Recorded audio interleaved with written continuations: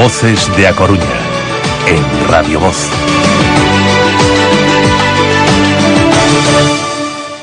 Ana Cores, ¿qué tal? Buenos días. Buenos días, chicos, ¿cómo estáis? Pues muy bien, aquí, perdona si te interrumpimos en un ratito, en dos minutitos, sí. Para contar a ver cómo vamos evolucionando, a ver si seguimos hacia abajo y vamos pues, cumpliendo etapas y dando buenos datos. Oye, ojalá. Ana, vamos a hablar del bruxismo. Cuéntale a los oyentes que no sepan lo que es, de qué estamos hablando. Bueno, pues seguramente en esta época de COVID que han aparecido tantos nuevos casos, a mucha gente ya le suena más. El bruxismo es una patología que consiste, en apretar de forma inconsciente la mandíbula o incluso rechinar los dientes. Se da generalmente, la verdad, mientras dormimos, ¿no? Y esto, pues nos puede acarrear diversos problemas como desgaste en los dientes, dolores musculares, dolores de espalda, dolores de cervicales, cefaleas, ¿vale? En muchas ocasiones, y es verdad que el paciente puede desconocer que sufre bruxismo, ¿no? Y normalmente lo descubre, pues en una revisión rutinaria, cuando viene a consulta, ¿no? O porque alguna persona que duerme con ella le capta ese ruido al rechinar de noche, ¿no? Pero como bien decía, en esta época de COVID los casos de bruxismo se han disparado, pero te puedo decir en un 80%, Pablo. El bruxismo, bien, ya sabemos, inconsciente, nocturna, la única manera de diagnosticarlo es durante el sueño, pero es verdad que muchos pacientes ahora, ¿qué es lo que nos refieren cuando vienen? Pues que tienen dolor cuando se despiertan en toda esa zona de la cara, del cuello, de cervicales, que tienen dolor en todos los dientes, esto es muy habitual que nos lo digan, entonces, ojo a estos síntomas. Ana, un diagnóstico precoz del bruxismo puede evitar, entre otras complicaciones, el desgaste prematuro de la dentadura. Bueno, como decía, el bruxismo es sobre todo nocturno, ¿no? Inconsciente y muy intenso de los músculos de la masticación. Cuando existe en edad infantil, pues no lo consideramos patológico, sino una forma natural de desarrollo de la dentición y, digamos, un estímulo del desarrollo muscular y óseo de los huesos de la cara, ¿no? Normalmente este hábito desaparece cuando alcanzan la segunda década de la vida, cuando ya empiezan a ser mayorcitos. En etapa adulta, sin embargo, puede ocasionar, como bien decías, diferentes problemas dependiendo de la intensidad y de la frecuencia, ¿no?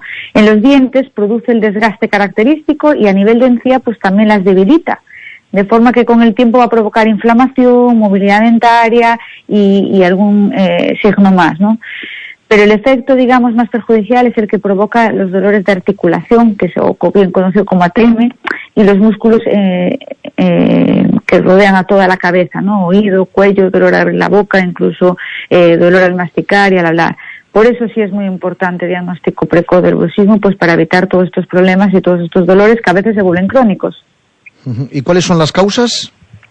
Causas, el estrés, principalmente el estrés. En esta época, al que no podemos salir, no podemos relacionarnos, las personas generalmente con este hábito pues generan niveles de estrés bastante altos, también interferencias oclusales, es decir, alteraciones en los dientes cuando hay un mal engranaje de los mismos, pues obliga, digamos, al organismo a intentar desgastar esas interferencias para conseguir una mejoría en la oclusión, ¿no? Una forma de encajar los dientes mejor.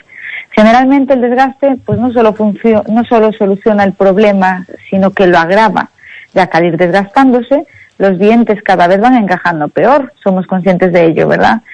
Y el bruxismo puede provocar también, al provocar un desgaste en el esmalte, pues eso, el dolor mandibular dental, alteraciones en la articulación temporomandibular, cefalea, pero si pudiésemos resumir sería el estrés, en una palabra.